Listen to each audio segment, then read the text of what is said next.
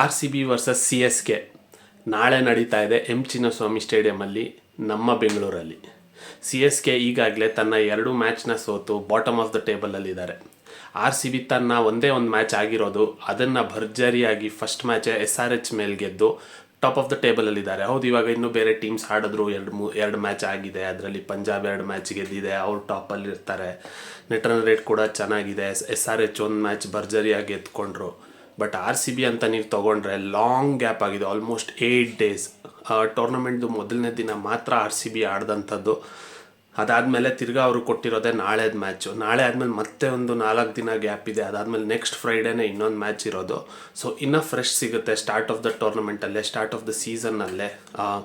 ಮೊದಲನೇ ಮ್ಯಾಚಲ್ಲಿ ನೀವು ಪ್ರದರ್ಶನ ನೋಡಿದ್ರೆ ಪ್ರತಿಯೊಂದು ಬ್ಯಾಟ್ಸ್ಮನ್ನು ಅದ್ಭುತ ಫಾರ್ಮಲ್ಲಿದ್ದಾರೆ ಅಂತಲೇ ಅನ್ನಿಸ್ತು. ಫಿಲ್ ಸಾಲ್ಟೂ ನೀವು ನೋಡಿದ್ರೆ ದೊಡ್ಡ ರನ್ಸ್ ಬರದೇ ಇರ್ಬೋದು, ಬಟ್ ಅವ್ರು ಆಡಿದಂಥ ಸ್ಟಾರ್ಟಿಂಗ್ ಓವರ್ಸಲ್ಲೇ 2-4 ಏನು ಬಂದಿತ್ತು. ಅದರಿಂದ ಅವ್ರ ಫಾರ್ಮ್ ಆ್ಯಕ್ಚುಲಿ ಚೆನ್ನಾಗಿದೆ ಅಂತ ಅನಿಸುತ್ತೆ. ಬಟ್ ಕಾದು ನೋಡ್ಬೇಕು ನಾಳೆ ಯಾವ ಥರ ಕಂಡೀಷನ್ಸ್ ಇರುತ್ತೆ.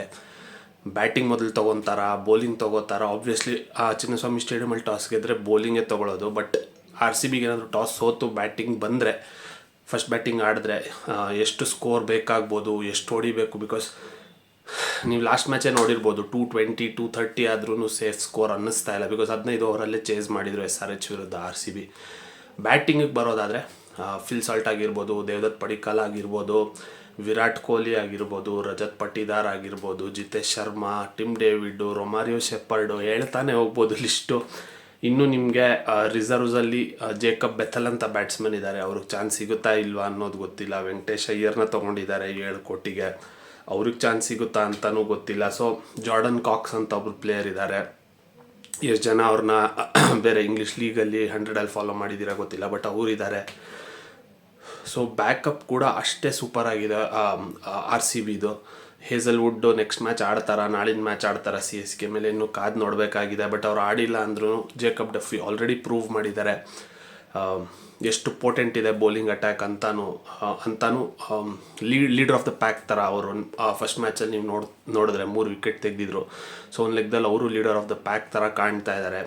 ಭುವನೇಶ್ವರ್ ಕುಮಾರ್ಗೆ ಒಳ್ಳೆ ಸಪೋರ್ಟ್ ಇದ್ದಾರೆ. ಅದಲ್ಲದೆ ನೀವು ನೋಡಿದ್ರೆ ಸುಯೇಶ್ ಶರ್ಮಾ ಒಳ್ಳೆ ಬೌಲಿಂಗ್, ಒಳ್ಳೆ ಸ್ಪಿನ್ನರ್ ಇದ್ದಾರೆ. ರೊಮಾರಿಯೋ ಶೆಪರ್ಡ್ ಒಬ್ಬರೇ ನನ್ನ ಪ್ರಕಾರ ವೀಕ್ ಲಿಂಕ್ ಅಂತ ಅನ್ನಿಸ್ತಾ ಇರೋದು. ಏನಕ್ಕಂದರೆ ಮೊದಲನೇ ಮ್ಯಾಚ್ನಲ್ಲೂ ನೀವು ನೋಡಿದ್ರೆ ಹಾಫ್ ಸೆಂಚುರಿ ಹೊಡೆಸ್ಕೊಂಡಂಥ ಬೌಲರು. ಸೊ ಇಂಪಾರ್ಟೆಂಟ್ ಟೈಮಲ್ಲಿ, ಕ್ರಂಚ್ ಟೈಮಲ್ಲಿ ಏನಾದರೂ ಮ್ಯಾಚ್ ತುಂಬ ಹೈ ಸ್ಕೋರಿಂಗ್ ಇದ್ದು ಅದಿದ್ದರೆ ಮೋಸ್ಟ್ಲಿ ರೊಮಾರಿಯೋ ಶೆಪರ್ಡ್ದು ಓವರ್ ಸ್ವಲ್ಪ ತೊಂದರೆ ಉಂಟು ಮಾಡಬಹುದು. ಬಟ್ ಅದು ಬಿಟ್ಟರೆ ನನ್ನ ಪ್ರಕಾರ ಜಾಸ್ತಿ ಲೂಪ್ ಹೋಲ್ಸ್ ಎಲ್ಲೂ ಕಾಣ್ತಾ ಇಲ್ಲ. ಜೇಕಬ್ ಡಫಿ ಹೌದು 3 ವಿಕೆಟ್ ತೆಗೆದಿದ್ರು, ಬಟ್ ಈ ಮ್ಯಾಚೂ ಕಾದು ನೋಡಬೇಕು ಅವ್ರ ಪರ್ಫಾರ್ಮೆನ್ಸ್ ಯಾವ ರೀತಿಲಿರುತ್ತೆ, ಅವ್ರ ಕಾನ್ಫಿಡೆನ್ಸ್ ಎಷ್ಟಿದೆ, ಹೆಂಗೆ ಮಾಡ್ತಾರೆ, ಏನು ಕ್ಯಾಪ್ಟನ್ ಅವ್ರನ್ನ ಯಾವ್ಯಾವ ಓವರ್ಸಲ್ಲಿ ಯೂಸ್ ಮಾಡ್ಕೋತಾರೆ, ತಿರ್ಗಾ ಮತ್ತೆ ಫುಲ್ 4 ಓವರ್ಸ್ ಒಟ್ಟಿಗೆ ಒಂದೇ ಸ್ಪೆಲ್ಲಲ್ಲೇ ಹಾಕಿಸ್ತಾರ ಏನು ಅಂತ ಕಾದು ನೋಡಬೇಕಾಗಿದೆ. ಅದಲ್ಲದೆ ಭುವನೇಶ್ವರ್ ಕುಮಾರ್ ಆಬ್ವಿಯಸ್ಲಿ ನಿಮಗೆ ಗೊತ್ತೇ ಇದೆ, ಪ್ರತಿ ಸೀಸನಲ್ಲೂ ಮೊನ್ನೆ ಯಾವುದೋ ಸ್ಟ್ಯಾಟ್ ಕಂಪೇರ್ ಮಾಡ್ತಾಯಿದ್ರು ಅವ್ರದ್ದು ಬುಮ್ರಾದು. ಜಸ್ಟ್ ಕಂಪ್ಯಾರಿಸನ್ಸಿಗಷ್ಟೇ, ಇಬ್ಬರು ಗ್ರೇಟ್ ಬೌಲರ್ಸೇ. ಬಟ್ ಆ ಸ್ಟ್ಯಾಟ್ ಪ್ರಕಾರನೂ ನೀವು ನೋಡಿದ್ರೆ ಭುವನೇಶ್ವರ್ ಕುಮಾರ್ ಒಂದು actually top class impact bowler ಅಂತಲೇ ಹೇಳ್ಬೋದು. ಸೊ ನಾಳೆ ನೋಡಬೇಕಾಗತ್ತೆ ಯಾವ ಕಾಂಬಿನೇಷನ್ ಆಡಿಸ್ತಾರ, ಅನ್ಚೇಂಜ್ 11 ಆಡಿಸ್ತಾರ ಏನು, ಕಾದು ನೋಡಬೇಕಾಗಿದೆ. ಮತ್ತೊಂದು ಕಡೆ ನೀವು ನೋಡೋದಾದರೆ ಸಿ ಎಸ್ ಕೆ 2 ಮ್ಯಾಚ್ ಅವ್ರು ಶ್ಯಾಡೋ ಥರ ಕಾಣಿಸ್ತಾ ಇದ್ದಾರೆ. ಹಳೆ ಸೀಸನ್ಸಲ್ಲೆಲ್ಲ ಏನಿತ್ತು ಅವ್ರದ್ದು 2023 ಎಲ್ಲಿವರೆಗೂ ಧೋನಿ ಆ್ಯಕ್ಟಿವ್ ಆಗಿ ಅವ್ರನ್ನ ಲೀಡ್ ಮಾಡ್ತಾಯಿದ್ರು, ಎಲ್ಲಿವರೆಗೂ ಟಾಪ್ ಆಫ್ ದಿ ಆರ್ಡರ್ ಬರ್ತಿದ್ರು, ಎಲ್ಲಿವರೆಗೂ ಅವರೇ ಜವಾಬ್ದಾರಿ ತೊಗೋತಿದ್ರು, ಅಲ್ಲಿವರೆಗೂ ಸಿ ಎಸ್ ಕೆ ಥರ ಕಾಣಿಸ್ತಾ ಇತ್ತು. ಬಟ್ ಈ ಸಲ ನೀವು ನೋಡಿದ್ರೆ ಸಿ ಎಸ್ ಕೆ ಅವ್ರ ಆಟ ನೋಡೋಕ್ಕೂ ಬೇಜಾರಾಗ್ತಾ ಇದೆ. ಸಂಜು ಸ್ಯಾಮ್ಸನ್ನ ತೊಗೊಂಡ್ರು, ಬಟ್ ಸಂಜು ಸ್ಯಾಮ್ಸನ್ನು ವರ್ಲ್ಡ್ ಕಪ್ಪಲ್ಲಿ ಏನು ಫಾರ್ಮ್ ಇತ್ತು ಅದಿಲ್ಲಿ ಕಾಣ್ತಾ ಇಲ್ಲ. 1 ಮ್ಯಾಚಲ್ಲಿ 6, 1 ಮ್ಯಾಚಲ್ಲಿ 7. ಅವ್ರದ್ದು ಯಾವ ಬ್ಯಾಟ್ಸ್ಮನ್ನೂ ಅಂತ ಏನು ಹೇಳ್ತೀವಿ ನಿಮಗೆ ಕಾನ್ಫಿಡೆನ್ಸ್ ಕೊಡ್ತಾ ಇಲ್ಲ. ಆಯುಷ್ ಮಾತ್ರ ಒಂದು ಇನ್ನಿಂಗ್ಸ್ ಆಡಿದ್ರು ಚೆನ್ನಾಗಿ, ಆಬ್ವಿಯಸ್ಲಿ 73 ಹೊಡೆದ್ರು ಮುಂದಿನ ಮ್ಯಾಚ್ ಪಂಜಾಬ್ ಮೇಲೆ. ಅದಲ್ಲದೆ ಶಿವಮ್ ದುಬೆ ಅವರು ಆಡ್ತಾ ಇದ್ದಾರೆ.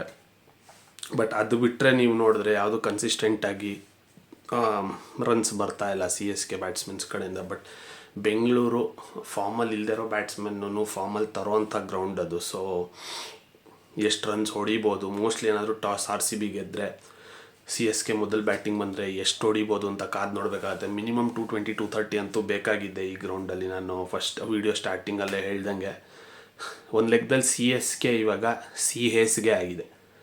ಅವ್ರು ಆಡ್ತಾ ಇರೋ ರೀತಿ ನೋಡಿದ್ರೆ ಮೊದಲೇ ಆರ್ ಸಿ ಬಿಗೂ ಅವ್ರಿಗೂ ಗೊತ್ತು ಎಲ್ರಿಗೂ ಜನ್ಮ ಅಂಥದ್ದು ರೈವಲ್ರಿ ಇದೆ, ಆಗೋದಿಲ್ಲ ಅಂತ. ಸೊ ಇದೊಂಥರ ಮುಂಚೆ ಇತ್ತು ಅದು ಆ್ಯಕ್ಚುಲಿ ಏನಂದರೆ ಎರಡು ಈಕ್ವಲ್ ಟೀಮ್ಸ್ ಇರೋದು ನಿಮಗೆ ಜಟಾಪಟಿ ಕಾಣ್ತಾ ಇತ್ತು. ಬಟ್ ಲಾಸ್ಟ್ ಒಂದೆರಡು ಸೀಸನ್ನಿಂದ ನಿಮಗೆ R C B C S K ಅಂಥ ಒಂದು ಏನು ಹೇಳ್ತೀವಿ ಟಫ್ ಬ್ಯಾಟಲ್ ಆಗಲಿ ಟಫ್ ಕಾಂಟೆಸ್ಟ್ ಆಗಲಿ ಕಾಣ್ತಾ ಇಲ್ಲ. ಆರ್ ಸಿ ಬಿ ಎಲ್ಲೋ ಇದೆ, ಸಿ ಎಸ್ ಕೆ ಎಲ್ಲೋ ಇದೆ. ಅವ್ರದ್ರಲ್ಲಿ ಪ್ಲೇಯರ್ಸೂ ಅಷ್ಟೇ, ಅವ್ರು ಇನ್ವೆಸ್ಟ್ ಮಾಡಿರೋಂಥ ಪ್ಲೇಯರ್ಸೂ ಪ್ರಶಾಂತ್ ವರ್ಮಾಗೆ 14 ಕೋಟಿ ಕೊಟ್ಟು ತೊಗೊಂಡ್ರು.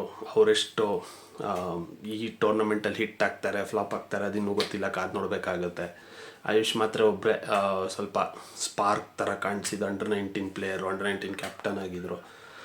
ಅದು ಬಿಟ್ಟರೆ ಶಿವಮ್ ದುಬೆ ಕನ್ಸಿಸ್ಟೆಂಟಾಗಿ T20 ವರ್ಲ್ಡ್ ಕಪ್ಪಿಂದನೂ ಅದ್ರ ಮುಂಚೆಯಿಂದನೂ ಹೋದ ಎಡಿಷನ್ 2024 T20 ವರ್ಲ್ಡ್ ಕಪ್ಪಿಂದನೂ ನಾನು ಹೇಳ್ದಂಗೆ ಕನ್ಸಿಸ್ಟೆಂಟಾಗಿ ಆಡ್ಕೊಂಬಂದಿರೋ ಅಂಥ ಪ್ಲೇಯರು. ಬಟ್ ಅವ್ರದ್ದು ಅಷ್ಟೇ ಬೌಲಿಂಗಲ್ಲಿ ನನ್ನ ಪ್ರಕಾರ ಅನ್ಶುಲ್ ಕಂಬೋಜ್ ಒಬ್ಬರೇ ಸ್ವಲ್ಪ ಪೇಸ್ ಇಲ್ಲ, ಬಟ್ ಡೊಮೆಸ್ಟಿಕಲ್ಲಿ ಪ್ರೂವ್ ಮಾಡ್ಕೊಂಡಿರೋ ಅಂಥ ಬೌಲರು. ಅದು ಬಿಟ್ಟರೆ ಅವ್ರದ್ರಲ್ಲೂ ಅಂಥ ಫೈರ್ ಪವರ್ ಯಾವುದು ಕಾಣ್ತಾ ಇಲ್ಲ. ಸೊ ನನ್ನ ನೀವು ಕೇಳೋಕ್ಕೆ ಹೋದರೆ 70-30 ಆರ್ ಸಿ ಬಿ ಪರ ಇದೆ ಅಂತ ಅನ್ಕೋತೀನಿ. ಈಸಿಯಾಗಿ ಆರ್ ಸಿ ಬಿ ಗೆಲ್ಲಬೇಕು. ಗೆದ್ದ ಮೇಲೆ ನಾಳೆ ಮ್ಯಾಚ್ ಆದಮೇಲೆ ಮ್ಯಾಚ್ ರಿವ್ಯೂ ಬಗ್ಗೆ ಮಾತಾಡೋಣ. ಯಾರು ಎಷ್ಟು ಹೊಡೆದ್ರು, ಎಷ್ಟು ವಿಕೆಟ್ಸ್ ತೆಗೆದ್ರು, ಹೆಂಗಾಯಿತು ಮ್ಯಾಚು, ಏನಾಯಿತು, ನಾಳಿನ ವೀಡಿಯೋದಲ್ಲಿ ಸಿಗೋಣ.